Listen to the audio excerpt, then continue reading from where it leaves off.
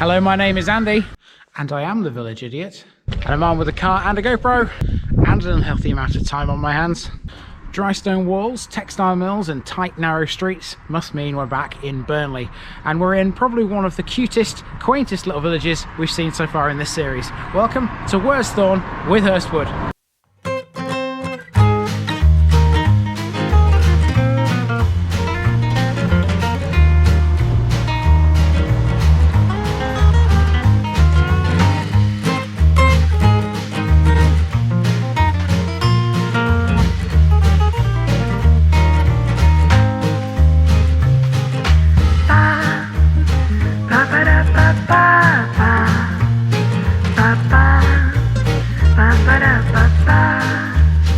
Here's my disclaimer for people who may be watching me for the first time. I say things as I would in my native accent and dialect. As a result, I may not pronounce things in the same way as the locals do. Remember, I'm a visitor. It's impossible to know everything.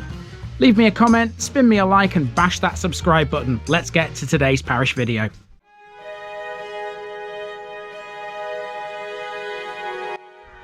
Worsthorne with Hurstwood is a civil parish in the borough of Burnley in Lancashire, situated on the eastern outskirts of Burnley. In 2011, it had a population of 2,963. It contains part of the Pike Hill and Brownside suburbs of Burnley, the village of Worsthorne, which is where we begin, the hamlet of Hurstwood, and a rural area to the east of the town.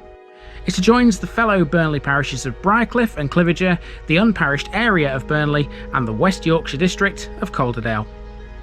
This is by far the loveliest village you'll have seen so far in this series. I absolutely fell in love with Worsthorne from the moment I got here. It's full of gorgeous old architecture. Worsthorne forms part of the Clitheroe with Worsthorne ward of the Borough Council, along with the neighbouring parish of Clitheroe. These are two very rural areas of Burnley. The ward elects 3 councillors, currently Cassima Townley and Ivor Ema of the Conservatives, and Andrew Newhouse of the Burnley and Padiham Independent Party. The parish is represented on Lancashire County Council as part of the Burnley Rural Division, represented since 2017 by Cassima Townley.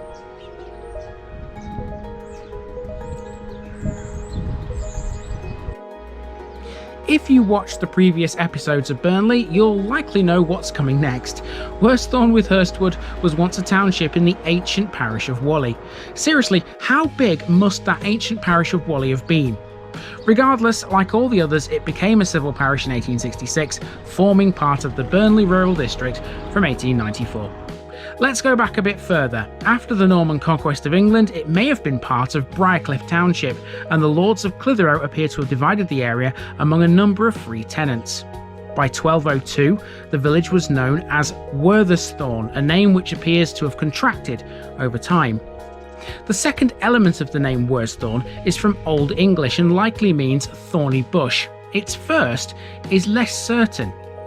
It possibly derives from the Old English word worþ, meaning homestead, or it could be a personal name as in Worthing. With Hurstwood, hyrst is thought to mean a wooded prominence. That's hyrst spelt with a Y as opposed to a U. In 1292, Henry de Lacy granted the homage and service of the free tenants of Worsthorne to Oliver de Stansfield, his receiver for Pontefract. In 1311, Worsthorne was listed as a manor, and by 1332 it was regarded as an independent township. Control of the manor would stay with the Stansfield family until 1560.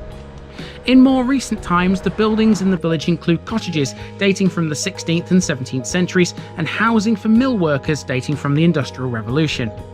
The village has had a close association with the Thursby family, benefactors of the Burnley area. It has a number of listed buildings, including Jackson's House, which was built in about 1600. Much like Habersham Eaves, Worsthorne has a bit of wartime history as well. A World War II starfish bombing decoy site was constructed off Gorple Road to the east of the village.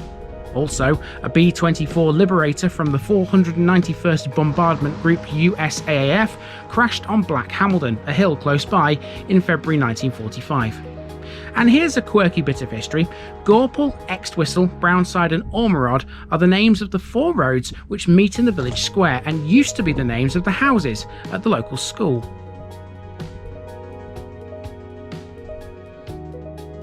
Time for some parish demographics. Worthesthorn is arguably what you'd expect for a semi-rural village. A lot of people who live in the Brownside area are commuters.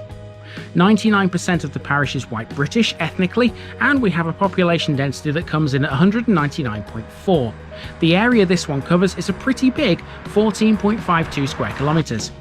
Age groups look pretty normal as well. Just over 53% are of working age, 16% are children, and there's a slightly higher than usual number of over 65s at 30%. Relatively high property prices in the village reflect the fact it's perceived to be a desirable place to live with low crime and good education. The average house in this lovely part of Burnley comes in at £234,000.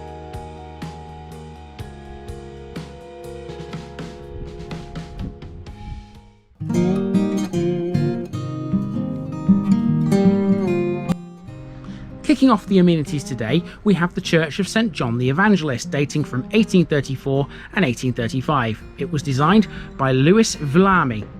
It has a 61-foot clock tower, stained glass windows and wrought ironwork. It's built in sandstone with slate roofs and is in the early English style. The tower is in 3 unequal stages. The churchyard has the grave of a packmaster, a person whose job it was to lead pack horses across the moors in special sunken trails that allowed the horses to walk unhitched. The church here in Worthesthorn is open. This will be the first church that I've got in so far here in Burnley. Let's have a look inside. The chancel was added in 1894 by W.B. Colbram, and in 1903 and 1904, Austin and Paley built the tower and made internal alterations. Financial contributions to all stages of the building were made by the local colliery-owned families, these being the Hargreaves and of course the aforementioned Thursbys. I found this bit of information on the wall pertaining to Worthesthorn in the war. 275 men from this village served and 58 never made it back. Shops next at 11, 13 and 15 Church Square are what were originally 6 back-to-back cottages. These 18th century buildings were later converted into 2 shops and a cottage. We've also got a hair salon, and that stands next to the parish rooms, one of Worthesthorn's communal buildings. And speaking of public buildings, let's talk pubs. There are 2 public houses in the village. Here's the Crooked Billet, which won the Burnley Area Pub of the Year award from CAMRA in 2013. The pub is cask mark accredited and hosts various CAMRA social events. It's popular with the locals and with tourists alike. Not a bad place to call in on if you've been hiking in the hills. The village has a small village green which is overlooked by both the church and the second of the 2 pubs, the unmissable Bay Horse. At number 1 Clegg Street we have Worthesthorn Social Club, described on its own Facebook page as a small, friendly village club with a large function room available for hire. The village has a primary school with about 180 pupils in the 4 to 11 age range. Those houses, by the way, are now renamed to Earth, Wind, Fire and Water. The original village schoolhouse has been converted into residential housing, and it stands in the square, looking rather ominous in fact.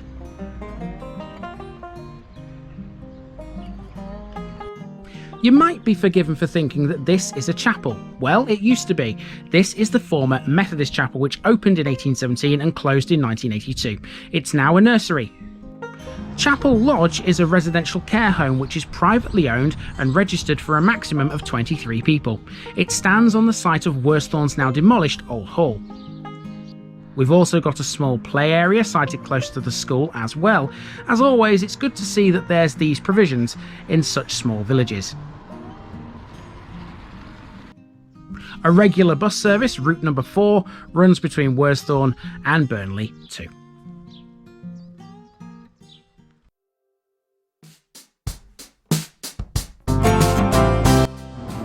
Kicking off the landmarks section, some people might think this is mundane, but to be honest I quite like the lamps here in the village square.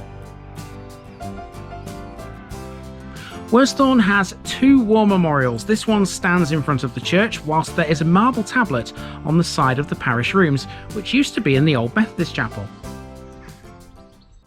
Okay, there's a blue plaque here, but it's very difficult to see because there's no way of getting to it. As you can see, it's in this little garden here in front of the well, in front of this hair salon. So I'll try and read it to you, but it's so hard to see it. It's about Thomas Whittam, who was awarded the Victoria Cross for bravery during the First World War. He was born in Worthesthorn in 1888. I think that's what it says. It's so difficult to read it.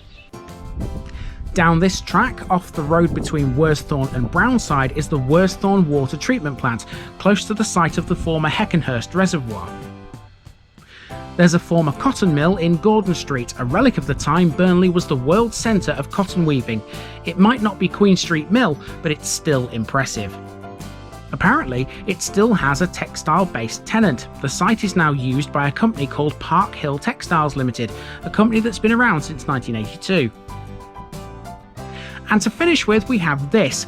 I have absolutely no idea what this is. It stands in the village square and it has a date on the side of it. Can anyone tell me what this is or what it was for?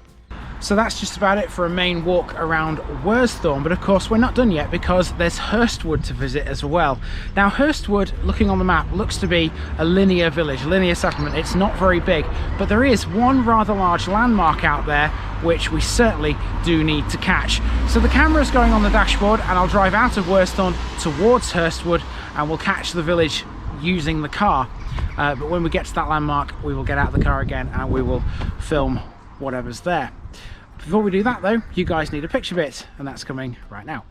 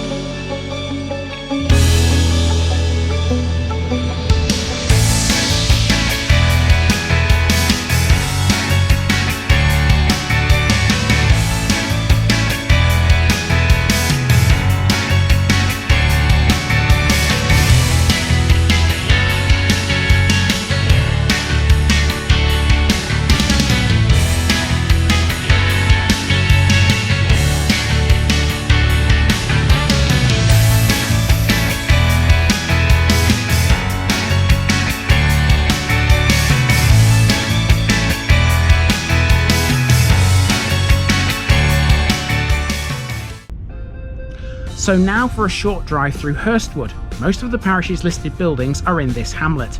These include the mid-16th century Spencer House, Hurstwood Hall with its Tudor archway, and no less than 3 barns, which are all Grade 2 listed structures as well.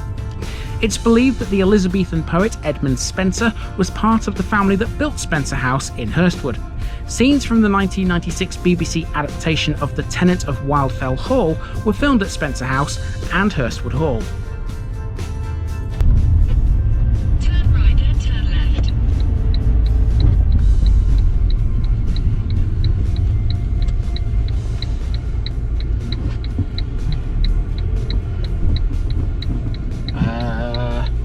No sat-nav? No, that's not right.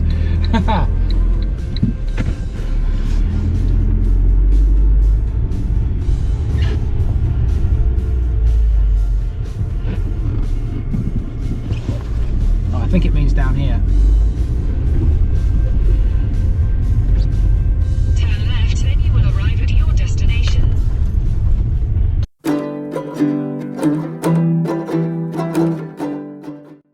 Okay, so to finish this episode off, I've come out to Worthesthorn Moor, and there's some boards here to tell you all about it.